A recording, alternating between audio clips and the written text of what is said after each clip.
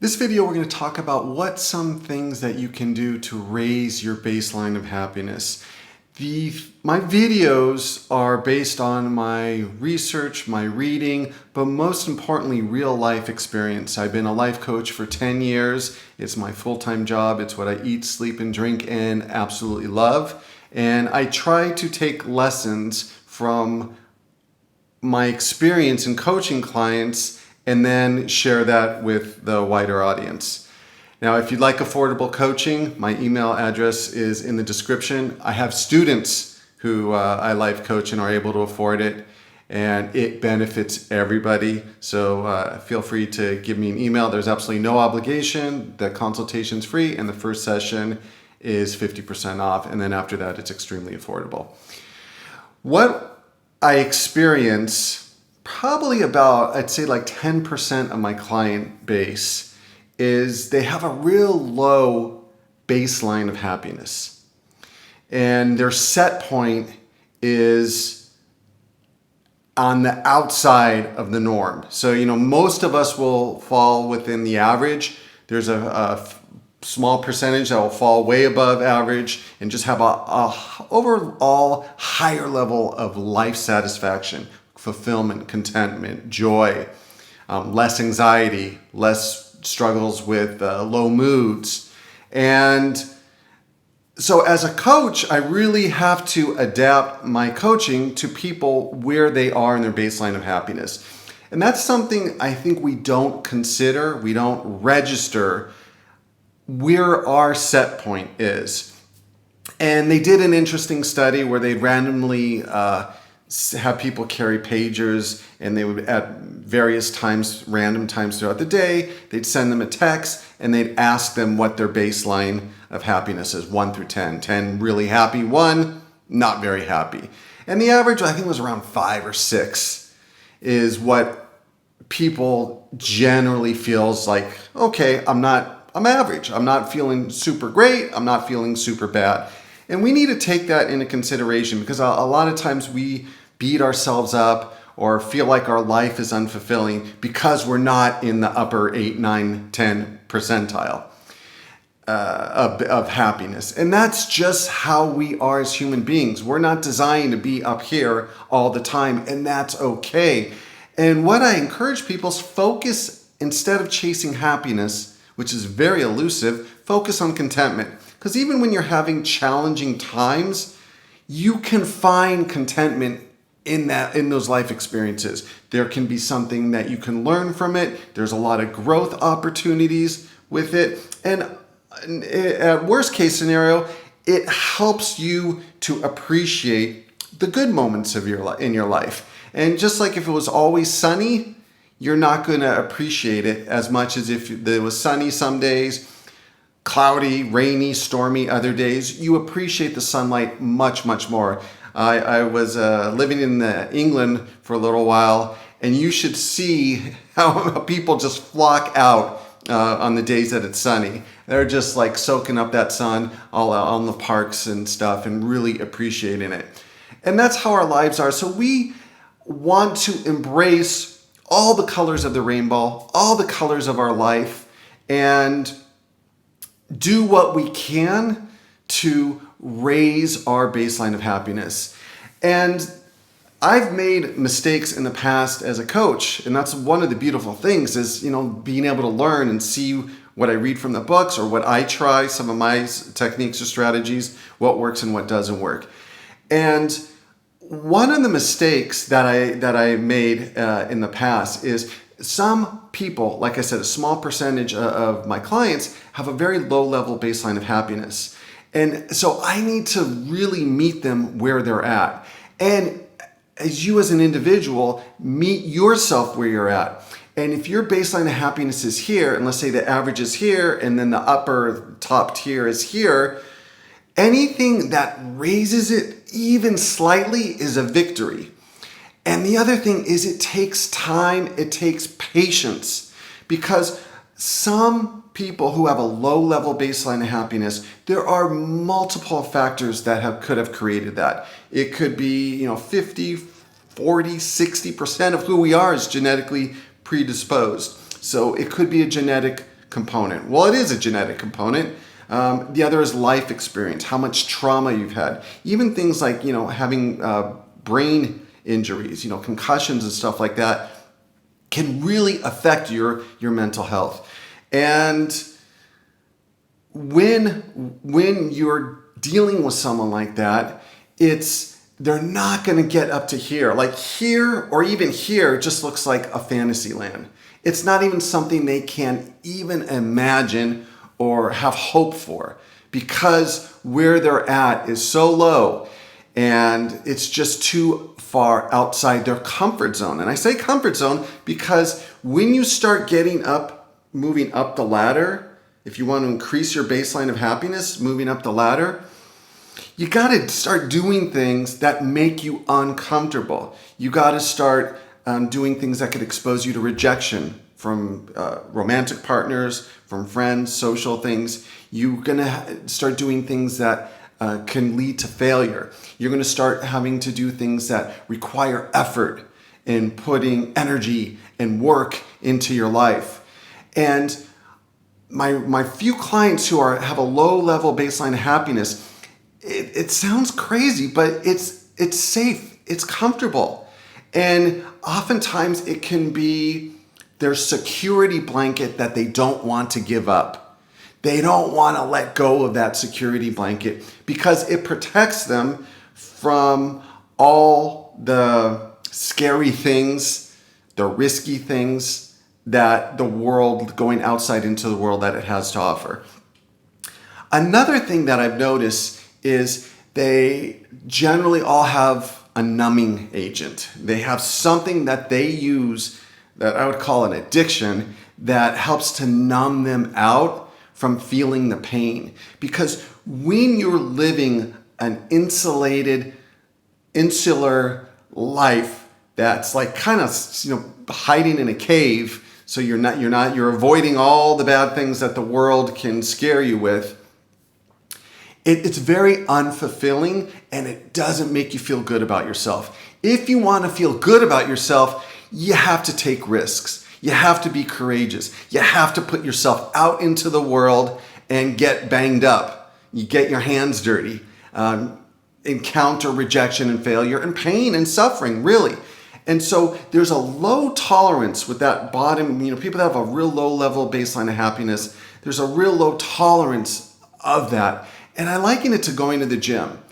And if you go to the gym when you first start lifting weights, you're going to not be able to lift very much. But the more you do it consistently and you just gradually incrementally increase the weights, the stronger you're going to get, which is really exciting because one of the things that I focus with my clients is baby steps, small little victories. We're not trying to win a war. We're not trying to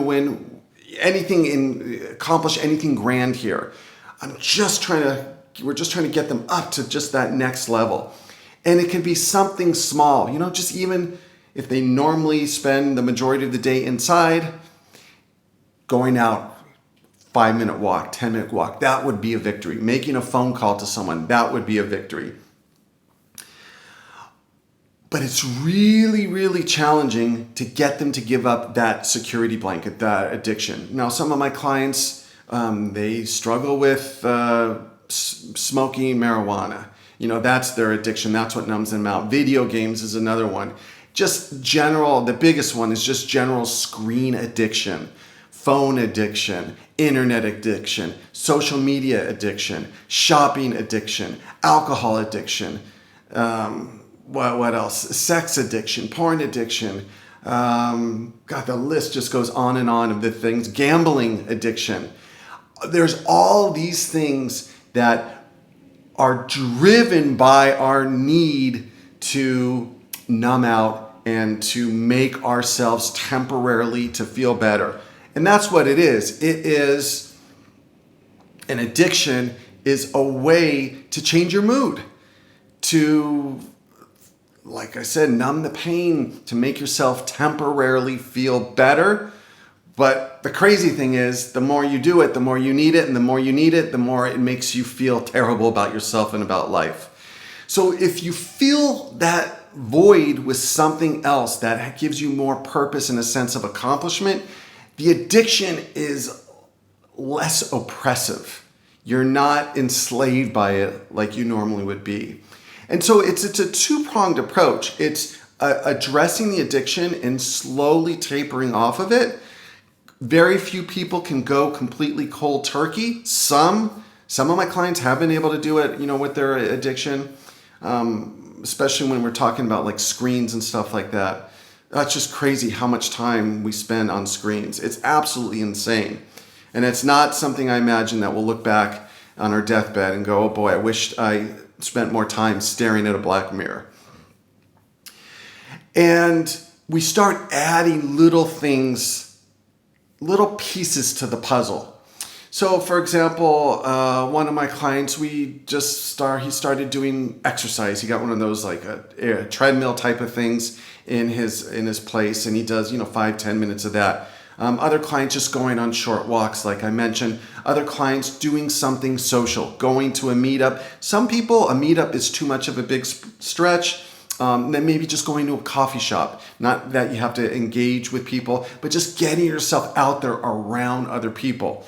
Being alone too much really leads to depression. It really leads to unhappiness. We are social beings. There are exceptions. There are people that don't need a high level of social interaction. But in general, we are social beings, and that's a big problem when we have a low baseline of happiness, is you don't even have the confidence, the desire, or the wherewithal to go out and build social connections. And so that's what some of my clients, I'll recommend them do something.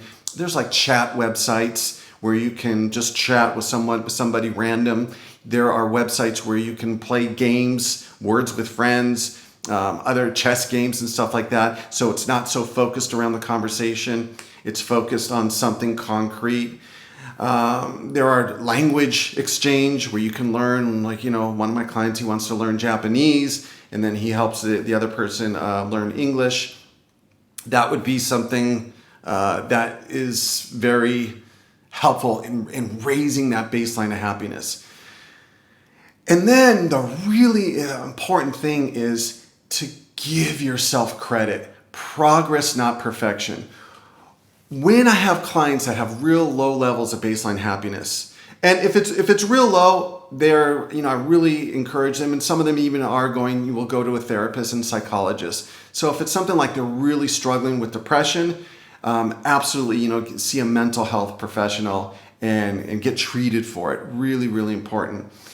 But when they're at this low level baseline happiness, one thing I notice, and we all tend to do this, but more so if you're just at that low level, is not giving yourself credit for progress, for small little victories. So we'll set up some goals, some mini goals in between our sessions, and then when I see them next session, they're feeling frustrated. They're focusing on the negative. Well, yeah, I did this, but it wasn't that great, or it wasn't spectacular, or I should have done more. They're beating themselves up. And if you're stuck in a deep hole, the only way to get out of it is one step at a time. And so if you just focus on that one next step, and something small is better than nothing at all. Anything you can do to engage with the world, to be a little bit more productive, to get a little outside of your comfort zone, to be a little bit more connected with other people is going to be a victory. And we need to treat it like that. And if you treat it like that, it like builds momentum. It builds some excitement. So never downplay your small victories, because they are what you need in order to get yourself out of the hole. And again, it will build momentum, and consistency moves mountains. I mean, that's how the Grand Canyon was formed. It's just incredible, the power of consistency. And a lot of my clients that have that low baseline, they're so focused on the quantity.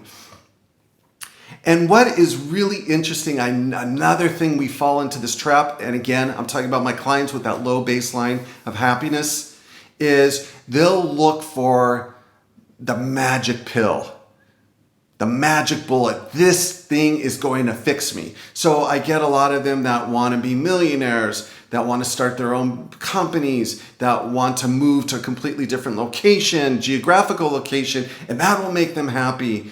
They want the right romantic partner. When I get the romantic partner, then I'll be happy.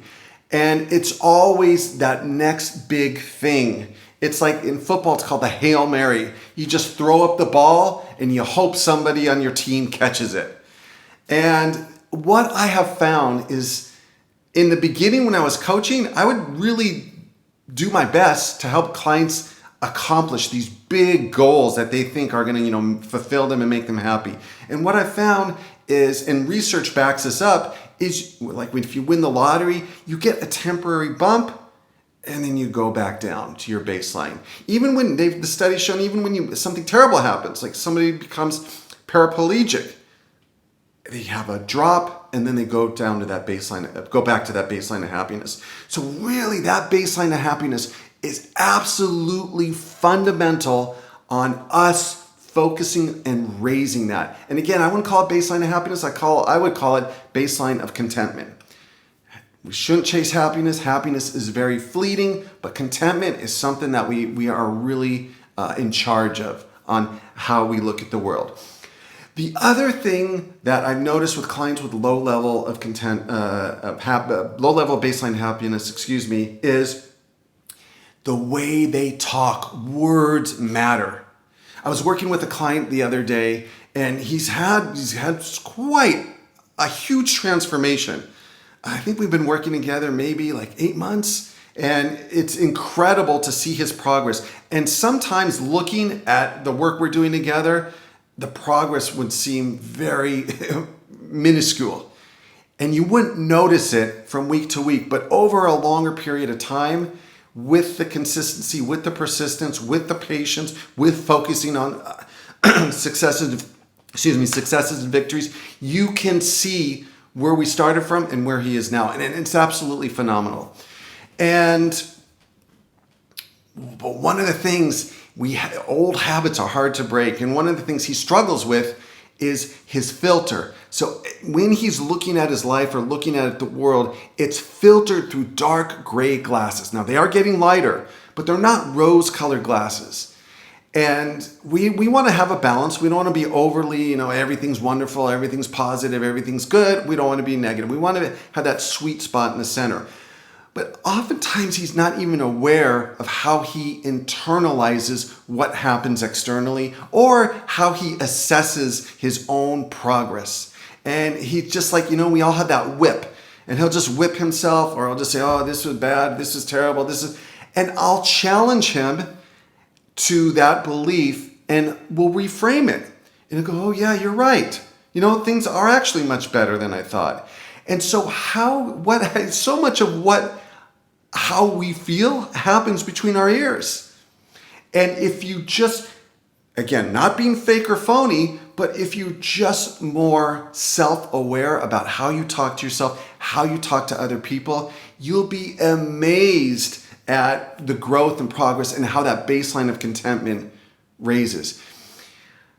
Negativity, there are so many different reasons why people are negative. Negativity can be a protector from getting rejected. Like, hey, if I beat myself up or if I see things negatively, I'm going to be less disappointed when things fail. And things are going to fail. So negativity is a crutch. And that crutch further feeds that low-level baseline of happiness. Now, there are simple things that you can do. There's some great books on the mental and physical health benefits. This is just common sense, but I'm amazed how few doctors or even how few therapists ask this question and how many clients even challenge themselves to do this, is exercise. You want to raise your baseline of happiness? Exercise, and exercise is incredible. It will do. It's like it's a wonder drug that's not a drug. The research on that is absolutely phenomenal. Just having a regular exercise program, as I said previously in the channel, I walk about 2 to 2.5 hours a day. That is my happy pill. That is my contentment pill. And I feel when I start to sink, is on days when I don't go on walks or I don't go on as long walks. I really try to go walks, doesn't matter what the weather is, because I know how essential it is. And we all need to have that one thing that is like our medication. Now, for some of my clients, it's playing their music. Other clients, it's meditating. Other clients, it's journaling. Other clients, it's socializing and talking with other people. Other clients, it's being around animals. Other clients, it's volunteering. Other clients, it's going to the gym and they have a really good gym routine. Other clients, it's reading books, spending time in nature. I mean, there's a whole, you could just Google self-soothing activities, and there's a whole list of activities that you can do to really raise that baseline of happiness. But it needs to be something consistent, and more importantly, something that you enjoy. If you don't enjoy it, I'm not a big gym guy. I don't enjoy it, but I love my walks. You listen to the birds, the trees. I don't even have to go out, up into the mountains. I just find nice places to walk, and it really does wonders. And so we all need that. The other thing to remember is that the more you engage or feed your addiction, the more you're creating this vicious cycle. I have clients that will use the screens to escape those negative thoughts of how unhappy they are or how they don't like themselves. And the more you use it, the worse you feel. And that's one thing that's really challenging, but because they're so easily accessible, they're so socially acceptable, is just getting off screens. Man, just read a book instead. Listen to an audiobook. Do something outdoors, anything but staring at a screen. Now, I'm not saying never stare at a screen, but just create some boundaries around it, because it really does make us feel much worse, and especially if it's excessive. Okay, so summing this up, focus on baseline of happiness, and instead of reading all these different books or trying all these different techniques and strategies, start with something small and just be consistent. Like you're building a house. Start with the foundation. And the foundation are the things that I talked about. Like for me, my foundation is the walking. You find your own foundation, and then you start adding stuff to it. Then you start adding walls. You start the electrical grid inside the house. You start adding that. You start adding the plumbing. And those can be things like, okay, I'm going to start eating healthier. I'm going to start being more socially accessible, or putting myself out there to meet more people. And as you build this house, be patient. It can take years, but we're going for progress, not perfection. And if you consistently do those small little things, they will add up, and they lead to a huge reward and a sense of accomplishment and fulfillment. But you cannot raise your baseline of happiness if you're not putting effort into your life, if you're not working hard, if you're not accomplishing things. Now, I'm not saying you need to work, like a slave, but you got to put effort. You get rewarded based on your effort. And a lot of my clients with the low-level baseline of happiness, that's the biggest challenge. They don't want to put effort because they have a sense of hopelessness. Like, oh, when I put effort in the past, nothing's changed. I'm still unhappy. Well, you got to stick with it. And maybe what you're putting effort into was not the right energy invested, and you have to find something different. And that's something that I work with in coaching, is finding what's going to give us the biggest return on time and energy invested. So, but really important, just to be patient and recognize when you're feeling low, you have a low baseline of happiness, you're waiting for inspiration, you're waiting for motivation, and that's not how life works. Action precedes motivation. You gotta do the thing first, and then you get the motivation. That's the only way it goes. And as you do these things, you start feeling better about yourself. You start feeling more confident. Your body language changes. The way you talk to people changes. Comes from a more confident place. But it's like rehabbing an old house. It can look like new. It can look really good. if you just consistently spend the time, with a hammer and nail, little soap, and a little elbow grease, it's amazing what you can accomplish. I know I said to wrap up. The other thing I think is important is learn helplessness. I need to talk about that because people have this sense of learned helplessness. There's a famous experiment where the psychologist gave these dogs shocks and they could escape. One set of dogs, they could escape. And then the other set of dogs gave them shocks and there was no escape. But then when they added the ability to escape and they were given shocks, the dogs just lay there because they previously learned there's no point in putting effort and trying to escape because I'm not going to be able to get out. And even when there was ability to escape, they refused to take advantage of it. And I think that's what happens with a lot of people. That a low baseline of happiness is just like, I'm helpless. Nothing I can do makes a difference. And I'm telling you, it's just not true. And if you have someone who knows what they're doing, whether it's a life coach, whether it's a therapist, someone that can be there for you. It's better that it's not a family member or a friend, but somebody that is really neutral and that can be your rock of support, give you that encouragement, give you that accountability, and give you the proper techniques and strategies. It really is amazing how far you can go and how high you can go in your life. I'm not going to say I'm going to sum up my video because there's always more that I want to add. And the other thing I wanted to add is we all come with a different baseline of happiness. Now you can raise your baseline of happiness, but it's not going to be extreme. Generally, most people are here are never going to be at the top. And most people are in the middle, are going to kind of deviate a little bit up and down.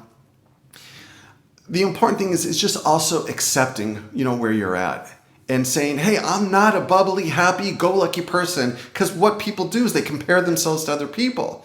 And I'll just tell my clients, that's not you. That's not your DNA. That's not your makeup. That's not your genes. That's not your life experience. That's not how your brain or personality works. And that's okay. Because let's work with what we got. And we can do wonderful things with what we've got instead of always wishing we were somebody else or comparing ourselves to these people that, show the highlight reel of their life on social media. It's like, hey, this is who I am. So, self-acceptance is really important in raising your baseline of happiness as well. And stop trying to be somebody that you're not. You'll be a lot more fulfilled and there'll be a lot less stress and anxiety and frustration and most importantly, suffering. Okay, that is a wrap. Hey, for those of you that stuck through the video, I really thank you. I appreciate your support. If you want the life coaching, like I said, shoot me an email. It's in the description. No obligation. It goes from session to session. If you want to stop at any time, no problem. And if you want to support the channel, there's a PayPal link also in the description. And as always, I really appreciate your comments. I read all your comments, and it really means a lot. And I even get some emails and just the support and love I get from the subscribers, and even constructive criticism. That's also helpful as well. And thanks for watching. Until next time. Bye-bye.